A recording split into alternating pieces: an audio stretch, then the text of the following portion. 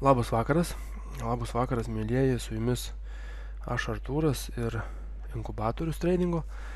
Taigi, kad ir kaip aš čia nekaip jaučiuosi, balsas turbūt bus užkimęs, gal nekaip skambės, bet atvažiavau vis tiek padaryti apžvalgą, nes galbūt kažkam ta apžvalga bus reikalinga ir naudinga, galbūt kažkas tai čia kažką iš jos pasims. Labai tikiuosi, kad pasinaudojot bent jau paskutinėm mūsų 2-3 ar net 4 apžvalgom, kurios iš tikrųjų tikrai pataikėm, ko ne visas 100%. Bandėm kažką tai žmonėm pasakyti, kad atkreiptų dėmesį vienus kitus dalykus. Taigi šį kartą pradėsiu nuo euro ir Japonijos jenos. Kas mus pastoviai žiūri, tai pamenat turbūt, kad aš labai buvau pesimistiškai nusiteikęs visą laiką būtent dėl euro ir Japonijos jenos iki praeitos savaitės. Kai praeitą savaitę man išpaišė price action kažką įdomesnio, aš iš karto sakiau, kad sukluskit ir galima ieškoti kažkokių tai pirkimų. Aš esu iš tos kategorijos žmonių, kurie šitokios vietose neprekiauja, tai aš asmeniškai šitą porą neprekiavau ir vargu ar aš čia prekiausiu. Čia svarbi buvo vieta, matau.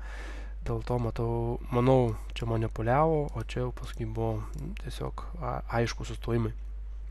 Tai kas prekiavo atšaukimus, manau, tai visiškai neblogas variantas.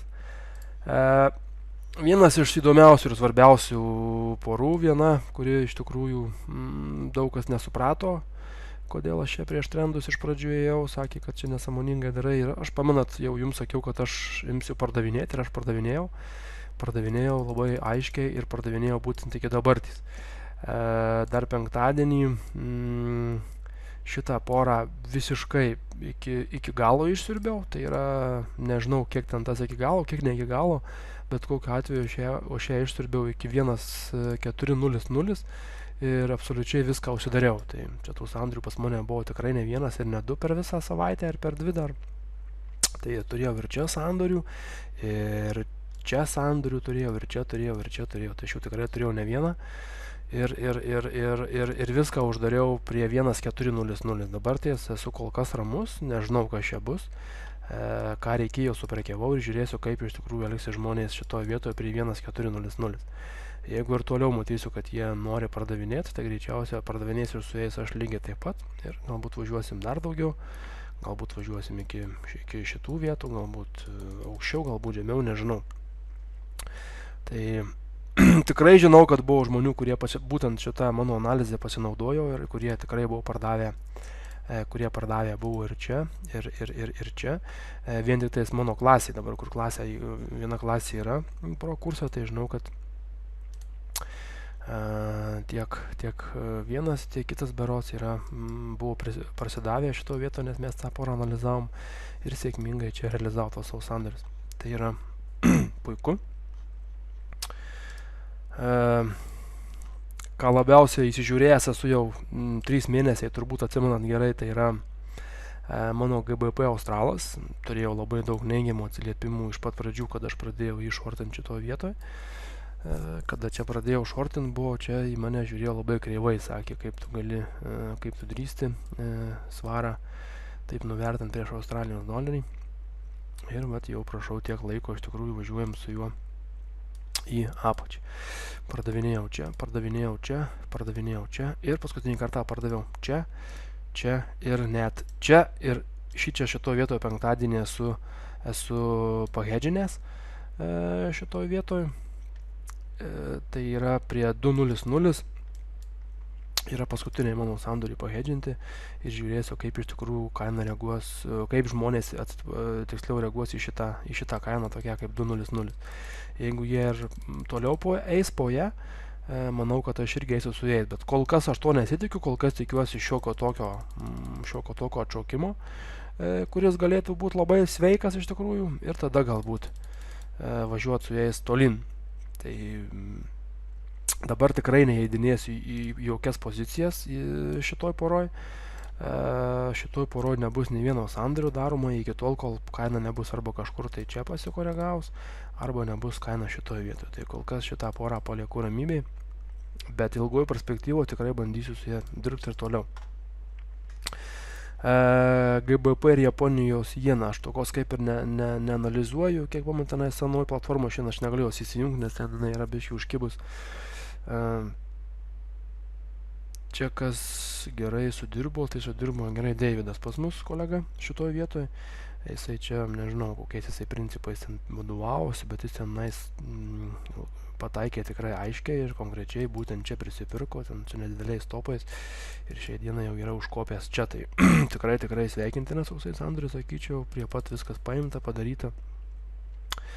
Ir tikiuosi ir toliau šitą kainą eis kažkokį tą laiką, bent jau kažkurį tą laiką būtent į šitą pusę, kurią reikia. Tai šitai porai prognozuoju kol kas, šiaip aš realiai šitą porą mažai dabar, ties ką aš ją prognozuoju, mes pas mus įsiskiri nuomonės su jie, tai aš kol kas pasilieku be nuomonės su šia pora. Euras ir GBP, tai euras ir GBP aš įsivaizduoju ir aš jau planuoju šitai porai augimą, tai yra pirkimus. Svarbu yra šita vieta. Ir šita vieta kol kas tvarkingai dirba, tai aš manau, kad jeigu kaina trukteltų truputėlį čia kažkur tai aukščiau, manau, kad eičiau tik tais į pirkimus, galbūt net ir šį pirmadienį bandysiu kažkur tai ieškoti čia įėjimų, nežinau, žiūrėsiu kaip pirmadienis susidarinės, arba kaip jisai atsidarinės visų pirma, galbūt jisai atsidarys kažkaip tai su gepu, galbūt su gepu šičia, galbūt dar kažkaip tai tiesiog žiūrėsiu pirmadienį, greičiausiai, kad pirmadienį tikrai nedarysiu nieko. Ir tada antradienį galbūt bandysiu kažką tai spręsti. Priminsiu, kad kiekvieną pirmą savaitę, mėnesio savaitę, penktadieniais būna skelbiami non-farmai. Tai yra pakankamai stiprus rodiklis amerikonam, ne? Ir valiutų poros į tai labai stipriai reaguoja. Tai šitą porą laikausi dabar ties savo rezervę.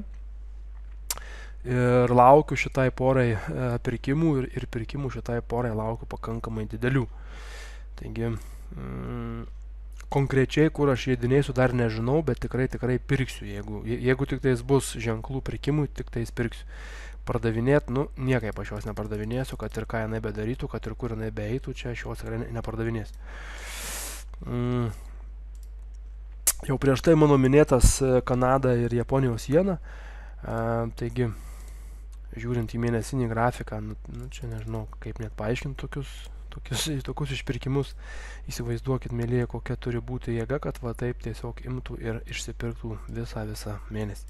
Tai yra pakankamai stipru. Ir jeigu gerai pamenat, aš kalbėjau, kad prie 80 mėlyje sukluskit ir būtų galima šitoje vietoje užsipirkinėti. Tai vat, kas užsipirko šitoje vietoje, labai gaila, aš to nepadariau, nes aš dirbau dabar pastoję su USD Kanada ir su GBP Australų.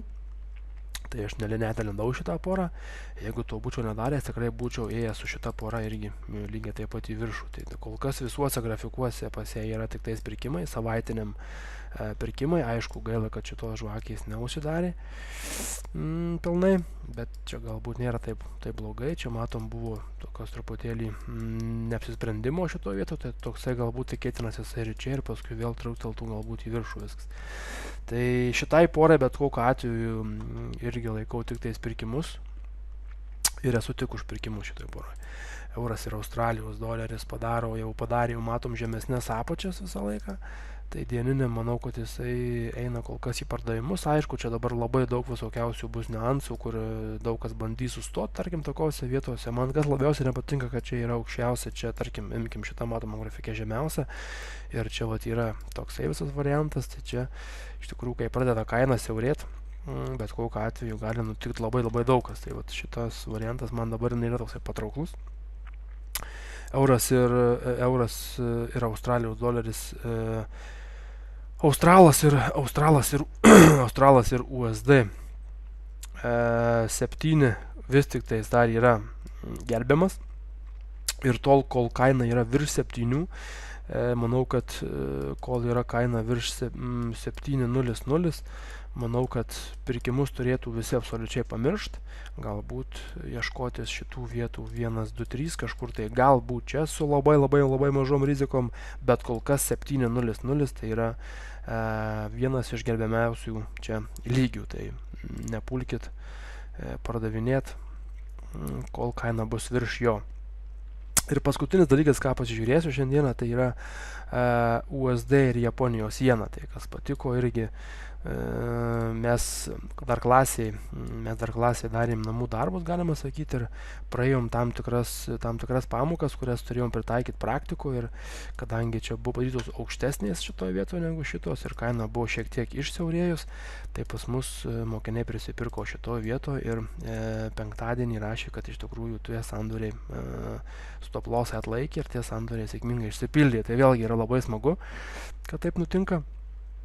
Tai kada remiesi taisyklėm, kada žinai, ką darai, iš tikrųjų ta tikimybė tavo uždirbti yra kur kas didesnė. Tai šitai porai iš tikrųjų kol kas viską užstabdau, nes jinai labai smarkiai truktelėjo iki 2 ir iki 300. Tai 200 vidurkis jau jos yra palisas ir čia būtent prie to vidurkio jinai sustojo. Bijau, kad čia nebandytų kas nors daryti 1, 2, 3 ir koreguotis į apačią. Tai kol kas su šita pora dabar, manau, reikėtų labai stipriai palisėti, tol kol neapsispręs iš tikrųjų, į kurią pusę važiuoti, čia važiuoti ar kažkur tai apačioje likti. Tikrai yra daug daugiau porų, kurias galima prekiauti šiuo metu, nes, tarkim, ir vakar dar skyriau paskutinės valandas pamokom online kursuose ir mokinys toksai Vidas iš tikrųjų rado labai daug įdomių variantų, kurie techniškai tikrai fantastiškai atrodo. Tiek pats, man atrodo, pats GBP New Zealand, GBP Kanada, radau ten dar kažkokias tai kelias poras, kur tikrai techniškai yra super gražios vietos ir jas reikėtų išnaudoti. Tai manau, kad paieškojus šiuo metu kol kas tikrai yra ką prekiauti, yra prekiauti pakankamai gerų tokių tvarkingų porų. Net ir jeigu atkreipsit dėmesį ir pasianalizuosit šią dieną į rublį, USD ir Rusijos rublį, tikrai price action daug ką sako, kad iš tikrųjų bent jau artimiausių metų, tai vis tik tais rublis stiprės turėtų stiprėti prieš Amerikos dolerį. Atsižvelgiant į naftą, į Kanados dolerį, žiūrint, kas yra, tai techniškai aš jau realiai tą pastebėjau prieš 2 savaitės, dabar jau kai kur yra įeiti jau per daug pavojinga, ta pati nafta.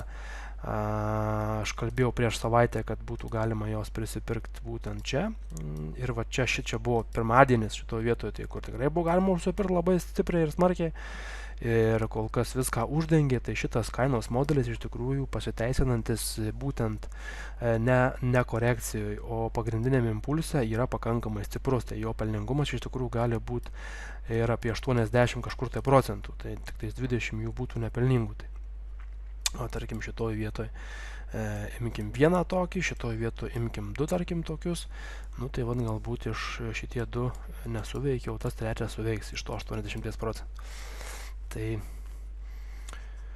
techniškai tikrai, mėlėjai, yra labai gerų vietų ir labai gerų porų, tai pasiieškokit ir tikrai rasit bent jau tą, ką, pavyzdžiui, apžvelgim, tai irgi tikrai bus ką veikti ir bus ką prekiauti.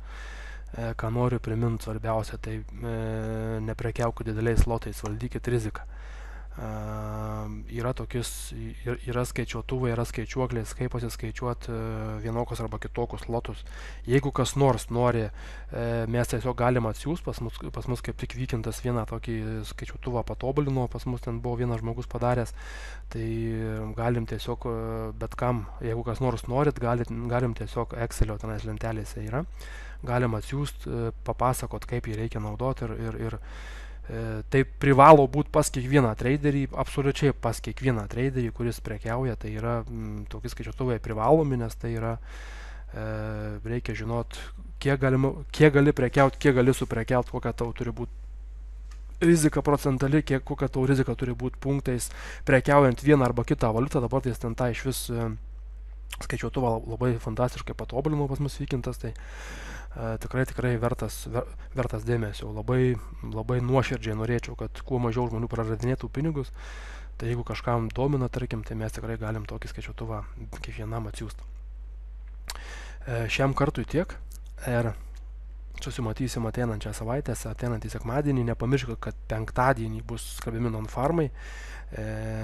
Tie, kas neturi daug patirties, nesiplėšykit, nesikapokit, geriau išlaukit ir pažiūrėkit, kaip tą dieną. Svarbus ne pats faktas, mėlyjeji. Pats faktas yra iš tikrųjų markete yra niekam neįdomus, jeigu tas faktas yra paveiktas visiškai kitokios pusės, negu turėtų būti paveiktas. Tai pats faktas toksai svarbus nėra. Daug svarbiau yra tai, kaip į faktą reaguoja didžioji dauguma, arba kaip tik ta mažoji dauguma, kuri valdo didžiausius pinigus. Tai yra daug svarbiau negu pats faktas. Šiam kartui tiek. Susimatysim ateinančią savaitę. Iki. Geros jums prekybos.